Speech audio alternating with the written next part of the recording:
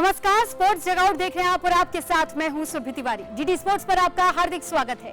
आज के शो में हम आपके लिए लेकर आए हैं खेल जगत की बड़ी सुर्खियां, दिन की अहम खबर, खास रिपोर्ट्स और आपके पसंदीदा खिलाड़ियों से जुड़ी दिलचस्प कहानियां। साथ ही आपको दिखाएंगे सोशल मीडिया की चर्चाएं और खेल इतिहास के सुनहरे पलों की झलक। तो बने रहिए हमारे साथ, क्योंकि स्पोर्ट्स जगआउट में आपको मिलेगा खेल की दुनिया का हर रंग, हर जज्बा सिर्फ आपके लिए। तो चलिए शुरुआत करते हैं आज की सुर्खियों से।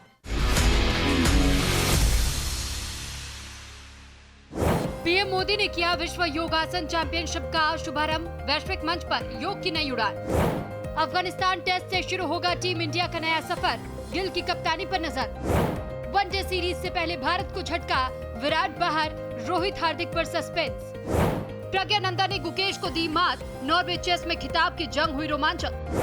फीफा वर्ल्ड कप में दिखेगा भारतीय कनेक्शन, 4 भारतीय मूल के खिलाड़ी बनेंगे आकर्षण। अहमदाबाद में आयोजित पहले विश्व योगासन स्पोर्ट्स चैंपियनशिप 2026 में उद्घाटन समारोह के बाद अब प्रतिस्पर्धा का रोमांच शुरू हो चुका है। आज चैंपियनशिप के पहले दिन सुबह से ही विभिन्न वर्गों में मुकाबले खेले गए, जिनमें देश विदेश के खिलाड़ियों ने अपनी प्रतिभा का प्रदर्शन किया। पारंपरिक और आर्टिस्टिक ग्रुप स्पर्धाओं में पुरुष और महिला वर्ग के मुकाबलों ने दर्शकों का ध्यान आकर्षित किया। दिन भर चले इन मुकाबलों के साथ योगासन के वैश्विक खेल स्वरूप की झलक भी देखने को मिली। आइए देखते हैं पहले दिन की ये रिपोर्ट।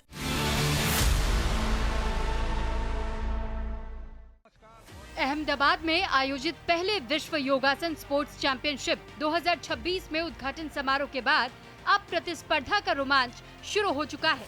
आज चैंपियनशिप के पहले दिन सुबह से ही विभिन्न वर्गों में मुकाबले खेले गए, जिनमें देश विदेश के खिलाड़ियों ने अपनी प्रतिभा का प्रदर्शन किया। भारत ने 122 खिलाड़ियों का मजबूत दल उतारा है, जो व्यक्तिगत, आर्टिस्टिक और पारंपरिक ग्रुप स्पर्धाओं में भाग ले रहा है। पहले दिन पारंपरिक योगासन स्पर्धाओं में खिलाड़ियों ने संतुलन, लचीलापन और एकाग्रता का अद्भुत प्रदर्शन किया। सीनियर बी पुरुष वर्ग में भारत के रोशन थापा ने शानदार प्रदर्शन करते हुए स्वर्ण पदक अपने नाम किया और दूसरे स्थान पर रहे मामून खान के बीच 7 अंकों से अधिक का अंतर रहा, जिसने उनकी श्रेष्ठता को स्पष्ट किया।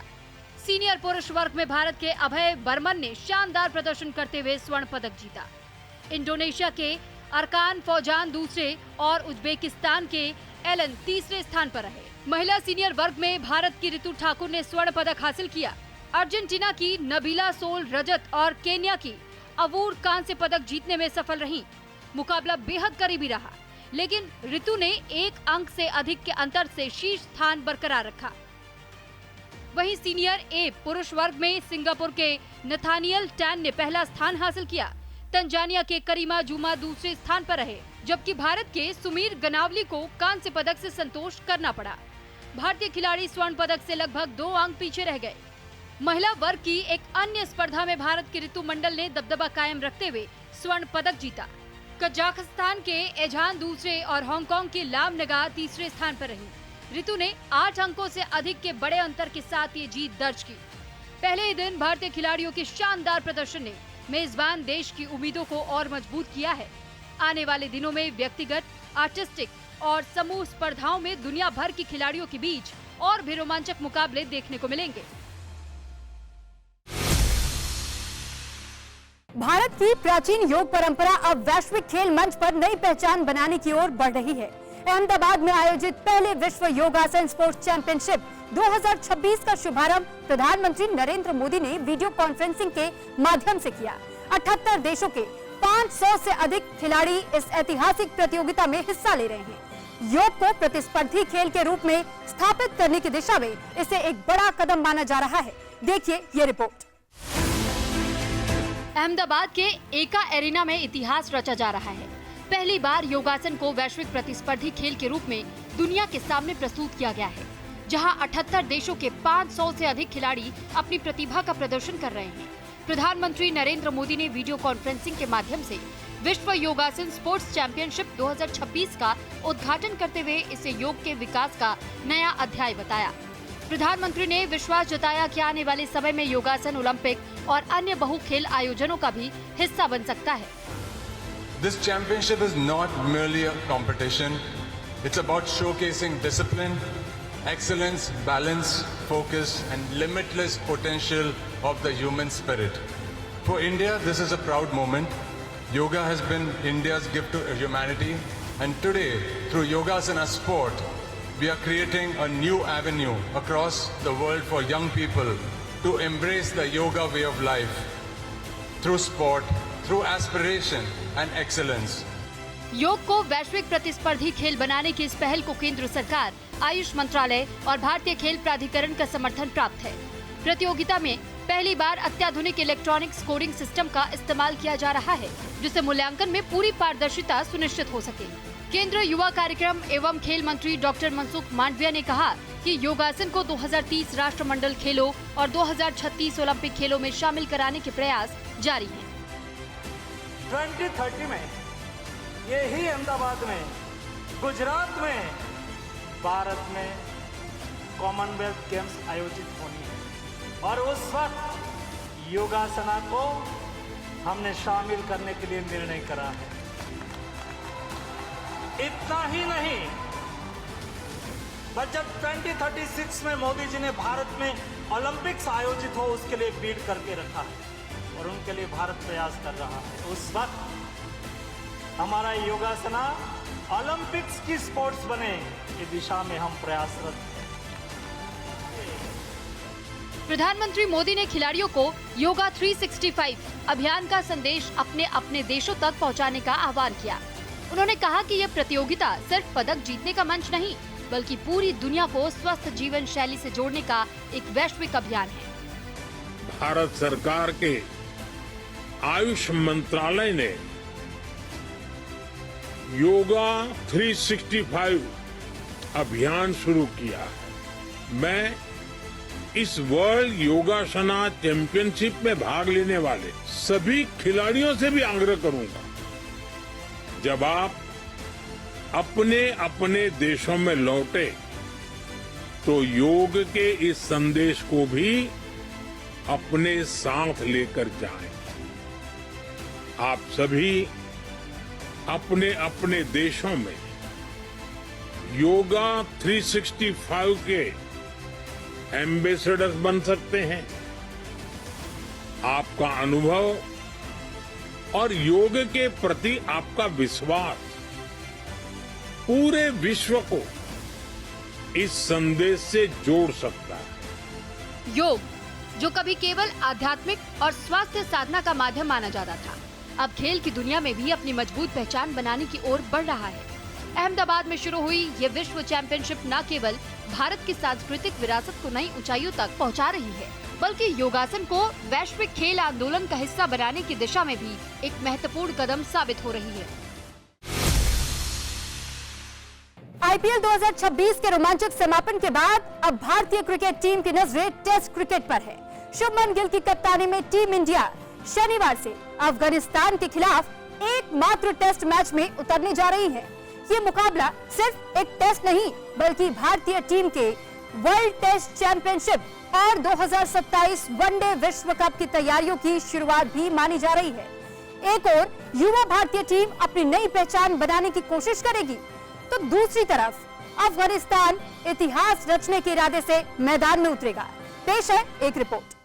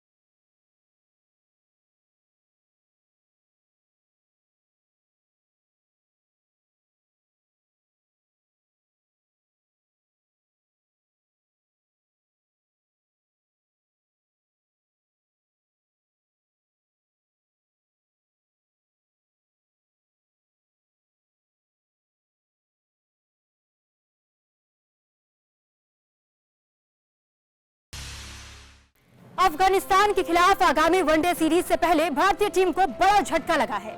स्टार बल्लेबाज विराट कोहली चोट के कारण सीरीज से बाहर हो गए हैं, जबकि पूर्व कप्तान रोहित शर्मा और ऑलराउंडर हार्दिक पांड्या की फिटनेस पर भी सवाल बने हुए हैं। ऐसे में चयनकर्ताओं और टीम प्रबंधन के सामने संयोजन को लेकर नई चुनौती खड़ी हो गई है।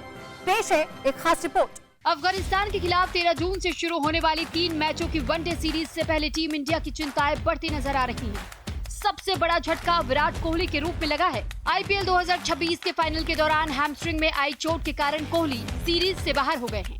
रिपोर्ट्स के मुताबिक उन्हें कम से कम 2 सप्ताह के आराम की सलाह दी गई है। हालांकि फाइनल मुकाबले में विराट ने बल्लेबाजी जारी रखी थी, लेकिन बाद में हुए मेडिकल परीक्षण में चोट की पुष्टि हुई।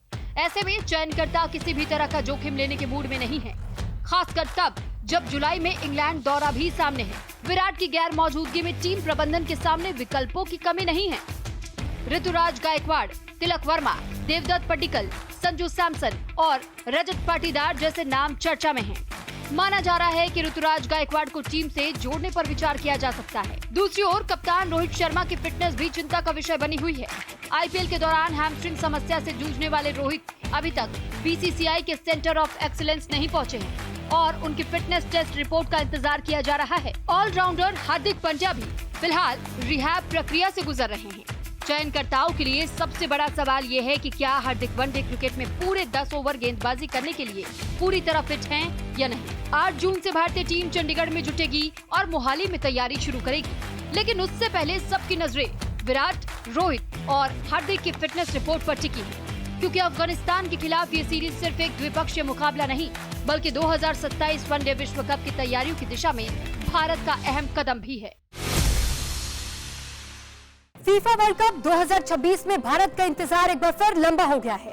भारतीय टीम भले ही दुनिया के सबसे बड़े फुटबॉल मंच पर जगह बनाने में सफल नहीं हुई है, लेकिन इस बार भी वर्ल्ड कप में भारत की मौजूदगी महसूस की जाएगी।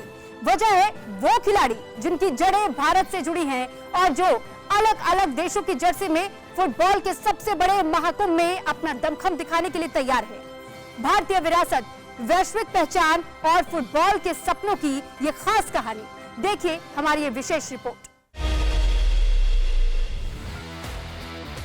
फुटबॉल की दुनिया का सबसे बड़ा उत्सव फीफा वर्ल्ड कप 2026। इस बार 48 टीमों के साथ इतिहास का सबसे बड़ा विश्व कप अमेरिका, कनाडा और मैक्सिको में खेला जाएगा, लेकिन भारत एक बार फिर इस मंच से दूर रहेगा।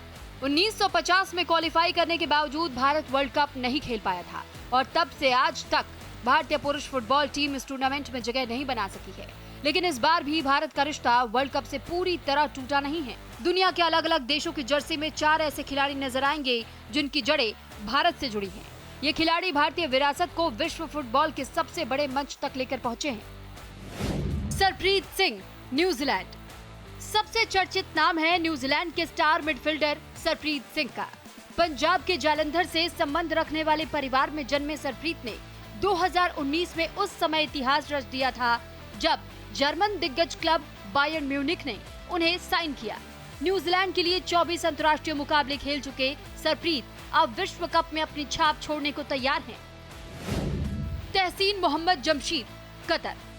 कतर की ओर से खेलने वाले तहसीन मोहम्मद जमशीद भी भारतीय मूल के खिलाड़ियों में सबसे युवा चेहरों में शामिल हैं। केरल के कन्नूर से ताल्लुक रखने वाले परिवार के इस 19 वर्षीय विंगर ने कतर की प्रसिद्ध एस्पायर एकेडमी से निकलकर राष्ट्रीय टीम तक का सफर तय किया है। वो कतर स्टार्स लीग में खेलने वाले पहले भारतीय मूल के फुटबॉलर भी बने। निशान वेलुपिल्लई, ऑस्ट्रेलिया। ऑस्ट्रेलिया की टीम में शामिल निशान वेलुपिल्लई भी भारतीय फुटबॉल प्रेमियों के लिए गर्व का विषय है। मेलबर्न में जन्मे निशान की मां एंग्लो इंडियन है। मेलबर्न विक्ट्री के लिए 128 मैच खेल चुके निशान अपनी रफ्तार और आक्रामक खेल के लिए पहचाने जाते हैं। ऑस्ट्रेलिया के लिए डेब्यू मैच में भी गोल कर उन्होंने अपनी क्षमता का परिचय दिया था। और अब बात सैमुअल मुतुसामी की। फ्रांस में जन्मे इस अनुभवी मिडफील्डर की पारिवारिक जड़ें भारतीय तमिल समुदाय से जुड़ी हैं। डीआर कांगो के लिए 57 अंतर्राष्ट्रीय मुकाबले खेल चुके सैमुअल विश्व कप में अपनी टीम के सबसे भरोसेमंद खिलाड़ियों में शामिल है। इन चारों खिलाड़ियों की कहानियां सिर्फ फुटबॉल की नहीं, बल्कि पहचान, विरासत और सपनों की कहानी है। ये खिलाड़ी साबित करते हैं कि भले ही भारत अभी विश्व कप के मैदान तक नहीं पहुंच पाया हो, लेकिन भारतीय मूल की प्रतिभाएं दुनिया के सबसे बड़े फुटबॉल मंच पर अपनी मौजूदगी दर्ज करा रही है। फीफा वर्ल्ड कप 2026 में भारतीय तिरंगा भले मैदान पर ना दिखे, लेकिन भारतीय विरासत की छाप दुनिया जरूर देखेगी। आज के सोशल मीडिया बज़ में बात टेस्ट क्रिकेट में शानदार फील्डिंग सिर्फ फिटनेस का नहीं, बल्कि तैयारी, तकनीक और लगातार अभ्यास का भी खेल है। आखिर खिलाड़ी खुद को टेस्ट क्रिकेट के लिए फील्डिंग में कैसे तैयार करते हैं, इसका जवाब दिया है टीम इंडिया के फील्डिंग कोच टी दिलीप ने। बीसीसीआई द्वारा साझा किया गया वीडियो सेटिंग द फील्ड में टी दिलीप ने बताया कि रिएक्शन, कैचिंग, मूवमेंट और मानसिक तैयारी किस तरह खिलाड़ियों को लंबे फॉर्मेट की चुनौती के लिए तैयार करती है। मैदान पर दिखने वाली हर शानदार कोशिश के पीछे छिपी है घंटों की मेहनत और बारीक तैयारी।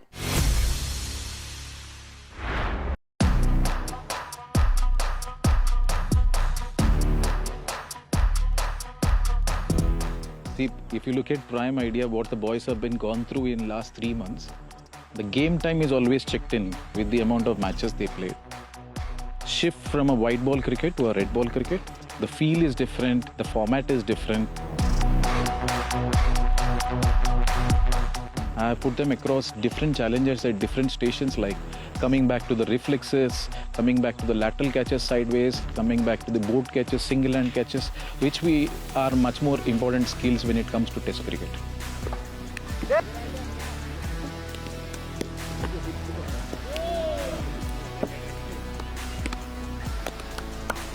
When we play for India, especially in subcontinent conditions, the spinner does play a major role. That's when your silly point short leg comes into a lot of picture.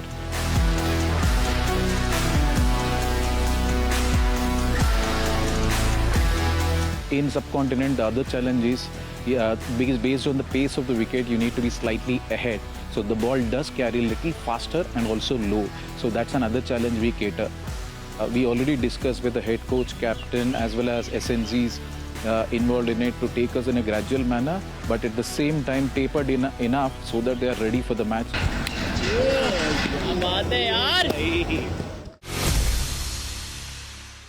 और अब चलिए रुक करते हैं हमारे खास सेगमेंट ऑन दिस डे की ओर, और आपको लेकर चलते हैं खेल इतिहास के उस पन्ने पर जिस दिन घटा था एक ऐसा वाकया जिसने हमेशा के लिए अपनी छाप छोड़ दी। 5 जून 1986 भारतीय क्रिकेट इतिहास के सुनहरे पन्नों में दर्ज हुआ एक यादगार अध्याय। क्रिकेट के मक्का कहे जाने वाले लॉर्ड्स मैदान पर दिलीप वेंगसरकर ने शानदार बल्लेबाजी करते हुए 213 गेंदों में नाबाद 126 रन बनाए, जिसमें 16 चौके शामिल थे। उनकी इस बेहतरीन पारी की बदौलत भारत ने पहली पारी में 341 रन बनाए और मैच पर अपनी पकड़ मजबूत कर ली। यही नहीं, भारत ने लॉर्ड्स में अपनी पहली टेस्ट जीत भी दर्ज की। इस शतक के साथ वेंगसरकर लॉर्ड्स में लगातार 3 टेस्ट शतक लगाने वाले पहले विदेशी बल्लेबाज बने। उन्होंने पूरी सीरीज में 360 रन बनाए और प्लेयर ऑफ द सीरीज चुने गए। उनकी इस ऐतिहासिक उपलब्धि ने भारत को इंग्लैंड में यादगार टेस्ट सीरीज जीत दिलाने में अहम भूमिका निभाई। तो ये था हमारा आज का ऑन दिस डे सेगमेंट, और अब बारी है हमारे स्पेशल सेगमेंट स्पोर्ट्स रैप की, जहां हम आपको दिखाएंगे देश और दुनिया भर के खेल से जुड़ी टॉप बड़ी खबरें, वो भी तेज रफ्तार में। तो पेश है आज की टॉप स्पोर्ट्स न्यूज दुनिया भर के खेल से जुड़ी रफ्तार के साथ।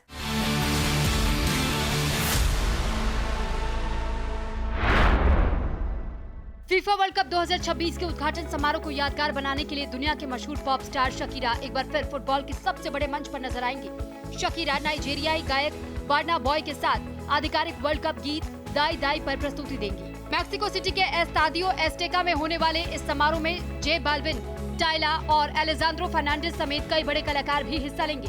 भारत से जुड़ी कनाडाई कलाकार नोरा फतेही भी टोरंटो में आयोजित समारोह का हिस्सा बनेंगी। फुटबॉल और संगीत का ये संगम वर्ल्ड कप के रंगों को और भी खास बनाने वाला है। फीफा वर्ल्ड कप 2026 से पहले ईरान ने अपने अंतिम तैयारी मैच में शानदार प्रदर्शन करते हुए माली को 2-0 से हरा दिया है। तुर्की में खेले गए इस मुकाबले ने टीम का आत्मविश्वास बढ़ाया है। हालांकि विश्व कप में ईरान की भागीदारी को लेकर कुछ प्रशासनिक चुनौतियां अब भी बनी हुई हैं। खिलाड़ियों को मैक्सिको का वीजा मिल चुका है, लेकिन अमेरिका में होने वाले ग्रुप मैचों के लिए वीजा प्रक्रिया अभी पूरी नहीं हुई है। इसके बावजूद ईरानी टीम सकारात्मक माहौल में अपने वर्ल्ड कप अभियान की शुरुआत करने के लिए तैयार नजर आ रही है।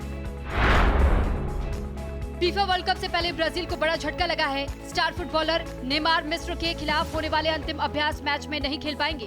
पिंडली की चोट से जूझ रहे नेमार फिलहाल न्यू जर्सी स्थित ट्रेनिंग बेस पर ही रहेंगे और फिजियोथेरेपी से गुजरेंगे। लगभग 3 सप्ताह से मैदान से दूर नेमार को लेकर ब्राजीलियाई टीम कोई जोखिम नहीं लेना चाहती। टीम प्रबंधन की कोशिश है कि विश्व कप के मुख्य मुकाबलों से पहले नेमार पूरी तरह फिट होकर टीम से जुड़े।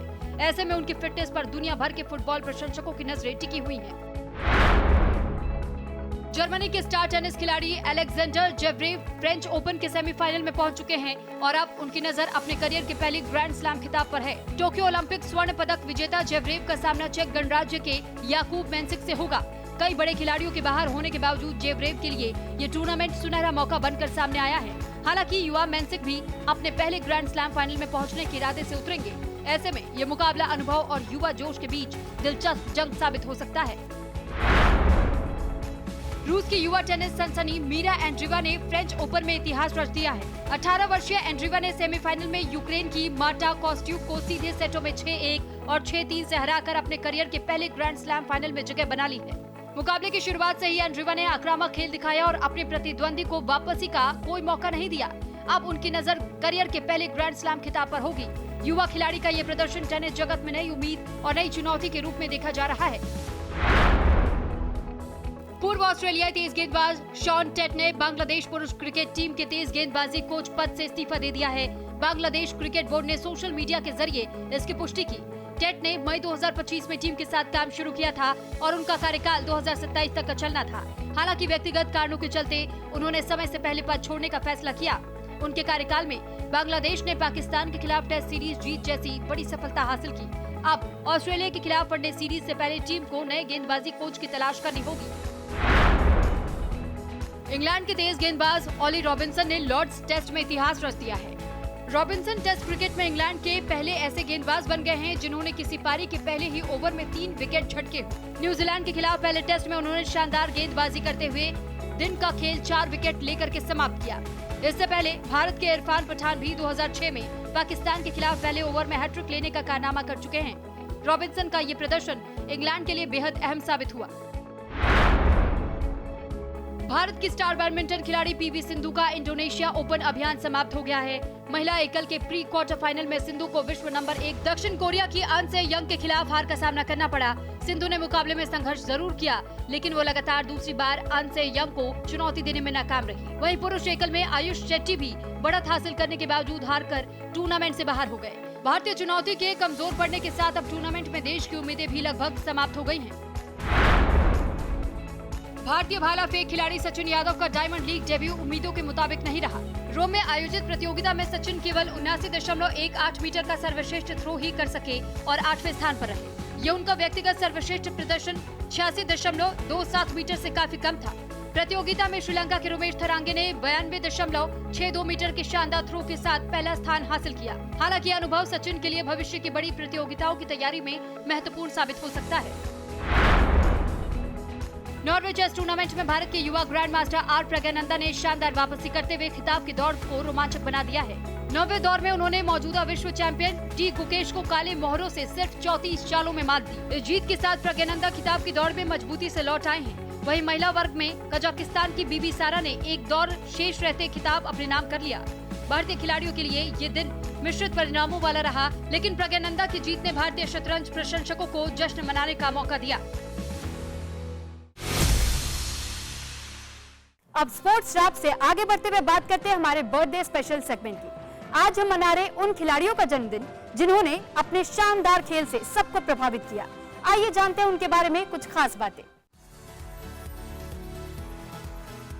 भारतीय टेनिस के स्वर्णिम सितारों में शुमार रमेश कृष्णन आज अपना जन्मदिन मना रहे हैं। 5 जून 1961 को जन्मे रमेश ने जूनियर स्तर पर विंबलडन और फ्रेंच ओपन जैसे प्रतिष्ठित ग्रैंड स्लैम खिताब जीतकर दुनिया का ध्यान अपनी ओर खींचा। 1985 में विश्व रैंकिंग में 23वें स्थान तक पहुंचे रमेश ने अपने करियर में 8 सिंगल्स और 1 डबल्स खिताब जीते।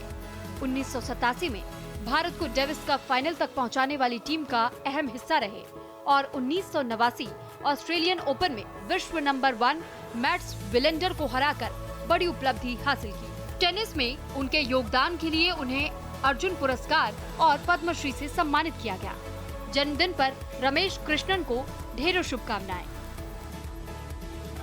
भारतीय एथलेटिक्स की तेज तर्रार धाविका MR पूवम्मा आज अपना जन्मदिन मना रही हैं। 5 जून 1990 को जन्मी पूवम्मा ने 400 मीटर स्पर्धा में भारत का नाम अंतर्राष्ट्रीय मंच पर रोशन किया है। भारतीय 4x400 मीटर रिले टीम की अहम सदस्य रही पूवम्मा ने 2014 और 2018 एशियाई खेलों में स्वर्ण पदक जीतकर देश को गौरवान्वित किया। 2016 रियो ओलंपिक में भी उन्होंने भारत का प्रतिनिधित्व किया। व्यक्तिगत स्पर्धा में एशियाई चैंपियनशिप और एशियाई खेलों में पदक जीतने वाली पूवम्मा को 2015 में अर्जुन पुरस्कार से सम्मानित किया गया। भारतीय ट्रैक एंड फील्ड की स्टार एथलीट को जन्मदिन की हार्दिक शुभकामनाएं। भारतीय लंबी दूरी के धावक गोविंदन लक्ष्मणन आज अपना जन्मदिन मना रहे हैं। 5 जून 1990 को तमिलनाडु के पुडुकोट्टई जिले में जन्मे लक्ष्मणन ने 5000 और 10,000 मीटर स्पर्धाओं में अपनी खास पहचान बनाई। वर्ष 2017 एशियन एथलेटिक्स चैंपियनशिप उनके करियर का सबसे यादगार पड़ाव रहा, जहां उन्होंने 5000 और 10,000 मीटर दोनों स्पर्धाओं में स्वर्ण पदक जीतकर शानदार डबल हासिल किया। इससे पहले 2015 में भी उन्होंने एशियाई चैंपियनशिप में रजत और कांस्य पदक अपने नाम किए थे। अपनी मेहनत, अनुशासन और निरंतरता के दम पर उन्होंने भारतीय एथलेटिक्स में विशेष स्थान बनाया है। जन्मदिन पर गोविंदन लक्ष्मणन को शुभकामनाएं। भारतीय फुटबॉल के उभरते हुए डिफेंडर मेहताब सिंह आज अपना जन्मदिन मना रहे हैं। 5 जून 1998 को जन्मे मेहताब वर्तमान में Indian super league club Mohan बागान सुपर जायंट और भारतीय राष्ट्रीय टीम के लिए सेंटर बैक की भूमिका निभा रहे हैं। अपने मजबूत डिफेंस, बेहतरीन टैकलिंग और खेल को पढ़ने की क्षमता के लिए पहचाने जाने वाले मेहताब ने ईस्ट बंगाल, गोकुलम केरल और मुंबई सिटी जैसे क्लबों का प्रतिनिधित्व किया है। अंडर 23 स्तर पर भारत के लिए खेलने के बाद उन्होंने सीनियर राष्ट्रीय टीम में भी अपनी जगह बनाई और लगातार प्रभावशाली प्रदर्शन किया।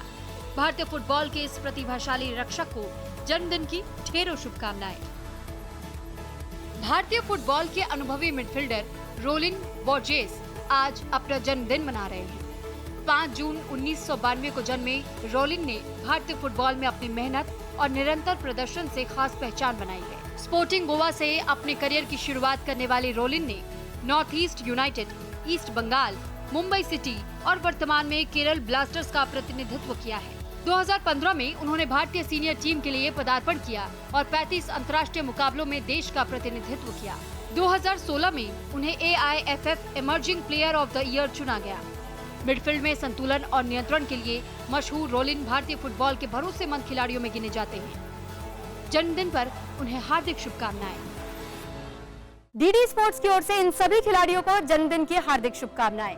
तो दोस्तों, आज के स्पोर्ट्स डगआउट में बस इतना ही। हमारा वादा है, खेल की दुनिया से जुड़ी हर बड़ी और अहम खबर हम आपको दिखाएंगे सबसे भरोसेमंद और बेहद दिलचस्प अंदाज में। तो जुड़े रहिए डीडी स्पोर्ट्स के साथ। अगली मुलाकात तक खेल का जुनून बनाए रखिए, जीत का जज्बा जगाए रखिए।